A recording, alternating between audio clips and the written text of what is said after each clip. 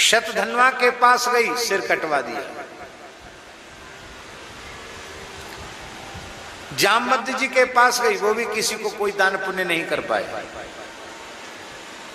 जहां जहां मणि रही, इसके धन का कहीं सदुपयोग नहीं हुआ। किंतु आपके पास जब से मणि आई, आपने काशी में बड़े बड़े यज्ञ किए, बड़े बड़े भंडारे चलाए, लंगर चलाए, हजारों गायों और ब्राह्मणों की सेवा की। आपने एक कौड़ी उसमें से रखा नहीं, पर नित्य मणि से प्राप्त धन को नित्य ही दान किया। और काशी के पंडित उपाधि देने में बहुत आगे हैं। काशी की विद्वत परिषद ने आपको उपाधि दी है दानपति की। क्या उपाधि दी? काशी के पंडितों ने आपको दानपति की उपाधि दी है। तो इतना सोना आपने दान किया, कहां से आया सोना? अक्रू जी बोले, प्रभु मैं अपराधी हूं, आपको बताना चाहिए था, बिना बताए मैं चुपके से चला गया, मुझे क्षमा करें। और अपने कपड़े से खोल के मणि भगवान, बोलो नहीं नहीं नहीं, हमको नहीं चाहिए, किसी को चाहिए वो ले लो। आपके पास मणि रहे, और उस मणि से अक्रूर जी ने जीवन पर्यंत दान पुण्य किया। देखो, इससे भगवान ने एक बात और बताई कि धन का अधिकारी कौन है। बोलो, धन का अधिकारी कंजूस व्यक्ति है कि उदार व्यक्ति है? कौन है व्यक्ति धन का अधिकारी? है कंजूस व्यक्ति नहीं। एक कंजूस आदमी बहुत दुखी था, रो रहा था, एकदम चेहरा लटका हुआ था। उसकी पत्नी ने पूछा, क्या बात हुई? किसी ने गाली दे दी कि जूता चप्पल मार दिया मुंह पर? क्या बात है, क्यों इतने रो रहे हो? उसने कहा, न तो किसी ने हमारा अपमान किया है, न किसी ने हमको गाली दी, न जूते लगाए। हम दुखी इसलिए हैं कि एक व्यक्ति को हमने दान करते हुए देख लिया। देता देखा और को ताते नीचे ने, इतनी मेहनत से कमाई हुई संपत्ति को ऐसे ही दे दिया। अरे राम, ऐसे व्यक्ति के पास धन की शोभा नहीं है। धन की 3 गतियां हैं। उत्तम गति है दान, मध्यम गति है भोग, और तीसरी गति है नाश। भर्तृहरि ने कहा, तिस्रः गतयो भवन्ति वित्तस्य, तिस्रो गतयो भवन्ति वित्तस्य। धन की 3 गतियां होती हैं, दान, भोग और नाश। यो न ददाति न भुंक्ते तस्य तृतीया गतिर्भवति। जो न देता है न भोगता है, उसकी तीसरी गति नाश हो जाता है। इस स्यमंतक मणि के उपाख्यान को जो सुनता है, उसकी धन के प्रति महत्व बुद्धि समाप्त हो जाती है, भगवान के प्रति महत्व बुद्धि बढ़ जाती है, और उसको झूठा लगा हुआ कलंक समाप्त हो जाता है। और अब बस भगवान के सत्यभामा के साथ विवाह के बाद कालिंदी से विवाह, यमुना जी से, मित्र वृंदा से, सत्या से, नागनजिति से, लक्ष्मणा से, भद्रा से 8 विवाह, और भौमासुर के कारागार में निरुद्ध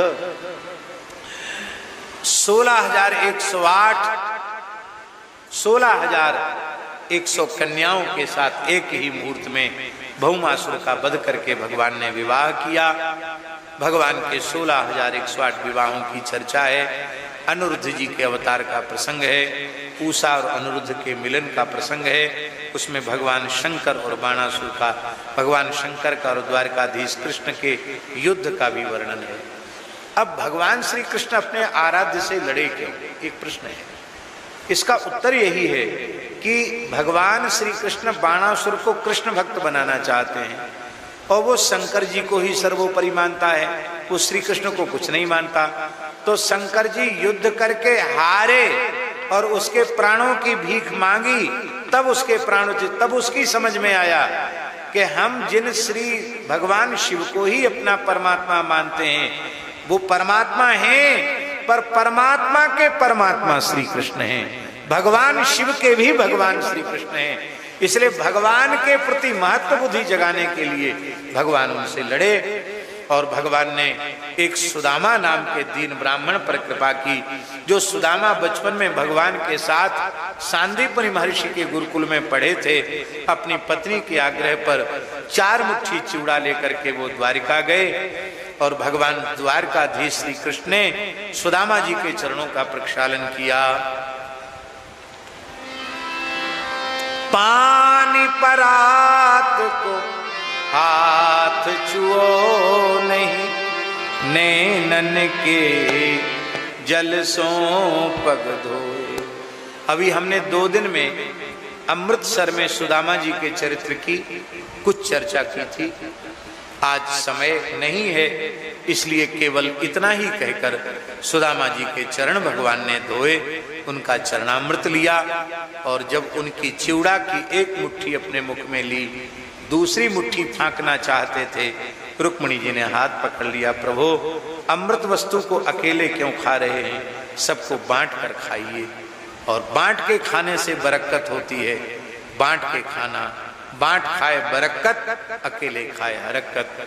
सुदामा जी निष्काम भक्त हैं, उन्होंने कुछ नहीं चाहा, भगवान ने उन्हें कुछ नहीं दिया, किंतु सुदामा जी की पत्नी, उनके मन में चाह थी कि कुछ हमारी भी अकिंचनता का नाश हो, दरिद्रता का नाश हो।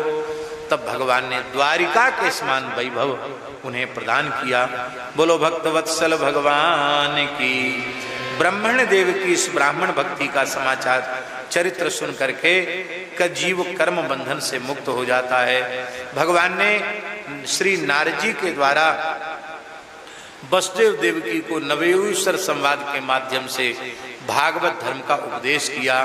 भगवान ने उद्धव जी को भागवत तत्व का उपदेश 11 स्कंद में विस्तार पूर्वक किया। 24 गुरुओं का उपाख्यान, तितिक्षु ब्राह्मण का इतिहास, सभी प्रश्नों का समाधान किया। अपनी पादुका उद्धव जी को प्रदान की। ब्राह्मणों के शाप से यदुवंश का क्षय हुआ और अंत में भगवान चतुर्भुज रूप में विराजमान है। पीपल वृक्ष का आश्रय लेकर के ब्रह्मादि देवता आकाश में खड़े हैं। जरा नाम के व्याध ने भगवान के तलुए में बाण मारा। भगवान ने जरा को वैकुंठ भेज दिया और देवता खड़े थे कि भगवान किस मार्ग से जाएंगे, पर जो सर्वगत सर्वरूप सर्वमय है वो भला उनकी गति आगति को ब्रह्मा शंकर कैसे अनुभव कर सकते हैं।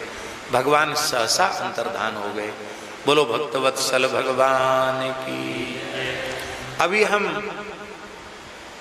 पिछले समय कितने महीने हुए ध्यान नहीं है, हम नांदेड़ गए थे। कितने 4-5 महीने हुए शायद, कितने महीने हुए हैं? होली के समय गए थे। हाँ, होली के समय हम गए थे नांदेड़। नांदेड़ में बहुत विशाल आयोजन था। नांदेड़ में श्री जो प्रधान गुरुद्वारा है श्री गुरु गोविंद सिंह देव जी जहाँ विराजे, वहाँ हमने दर्शन करने हजूर साहब कहते हैं उसको, हजूर साहब गुरुद्वारा में मत्था टेकने दर्शन करने गए। वहाँ के जो मुख्य जो महापुरुष हैं बड़ा प्रेम करते हैं, खूब संत लोग, हम लगभग 200-250 संत वहाँ पहुँचे थे, बहुत आदर किया। वहाँ उन्होंने बताया कि श्री गुरु गोविंद सिंह जी भी अपने अश्व के सहित सदैव अंतर्धान, कोई देख नहीं पाया कि वो कहाँ गए, और एक वाण का दर्शन कराया। बोले उनके प्रतीक के रूप में केवल यही एक चिन्ह ऐसा बचा, उसका दर्शन कराया। ये गुरु गोविंद सिंह देव जी की बात हम इसलिए कह रहे हैं कि ये बात तो बहुत पुरानी नहीं है, तो भगवान सहसा अंतर्धान हो जाएं, उनका पता न चले, इसमें कौन सा आश्चर्य है। बोलो भक्तवत्सल भगवान की। इसके बाद कलयुग के कुछ राजवंशों का वर्णन करके सुनाया है, और कलयुग में अंत में भगवान कल्कि का अवतार होगा और भगवान कल्कि सब समाधान करेंगे, इसका भी वर्णन किया गया। श्री शुकदेव जी ने कहा, राजन परीक्षित, अब तुम क्या सुनना चाहते हो? अंतिम उपदेश सुनो। तम तु राजन मरिष्येति पशुबुद्धि मिमाम गही। मैं मर जाऊंगा, ये पशुबुद्धि है, इसका त्याग करो।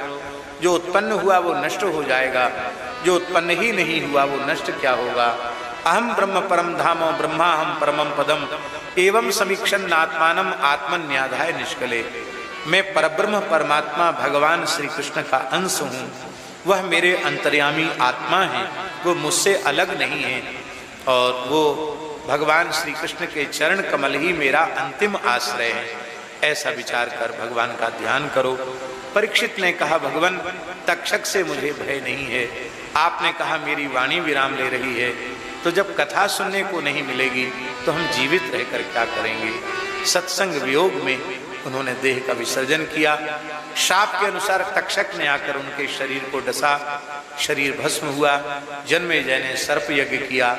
आस्तिक ऋषि के कहने से सर्प यज्ञ पर रोक लगाई। आस्तिक का नाम लेने से सर्प भय निवृत्त होता है। और अंत में परीक्षित तो भगवान के धाम को चले गए, शुकदेव जी भी अपने स्थान को चले गए। हम भगवान से प्रार्थना करते हैं कि जैसे परीक्षित को आपने अपने चरणों में स्थान दिया, ऐसे ही मुकेश अग्निहोत्री जी की गृहिणी भक्तिमती श्री सिम्मी अग्निहोत्री जी को भी अपने चरणों में निवास भगवान प्रदान करें, उनका सर्वविध कल्याण हो। यहाँ भागवत की कथा संपन्न होती है। भागवत की सूची का भी वर्णन किया गया। हम सूची अध्याय को प्रणाम करते हैं। और अब अंतिम प्रार्थना। यम ब्रह्मा वरुणेन्द्र रुद्र मरुतः स्तुन्वन्ति दिव्यैस्तवै वेदैः साङ्गपदक्रमोपनिषदैः गायन्ति यं सामगा ध्यानावस्थित तद्गतेन मनसा पश्यन्ति यं योगिनो यस्यान्तं न विदुःसुरासुरगणा देवाय तस्मै नमः। पृष्ठे भ्राम्यद मंद मंदर गिरिग्रावाग्रकण्डूयनान् निद्रालोकमठाकृतिर्भगवता श्वासानिलाः पान्तु वः श्वासानिलाः पान्तु वः श्वासानिलाः पान्तु वः। यत्संस्कारकलानुवर्तनवशात् बेलानिभेनाम्बसां यातायातमतन्द्रितं जलनिधिर्नाद्यापि विश्राम्यति। अंतिम प्रार्थना। भवे भवे यथा भक्ति पादयोस्तव जायते तथा कुरुष्व देवेश नाथस्त्वं नो यतः प्रभो। नाम संकीर्तनं यस्य सर्व पाप प्रणाशनम प्रणामो दुख शमनस तम नमामि हरिं परम। यदक्षरं पदभ्रष्टं मात्राहीनं च यद्भवेत् तत्सर्वं क्षम्यतां देव प्रसीद परमेश्वर। यस्य स्मृत्या च नामोक्त्या तपो यज्ञक्रियादिषु न्यूनं संपूर्णतां याति सद्यो वन्दे तमच्युतम्। मंत्रतस्तंत्रतश्छिद्रं देशकालार्ह वस्तुतः सर्वं करोति निश्छिद्रं नाम संकीर्तनं तव।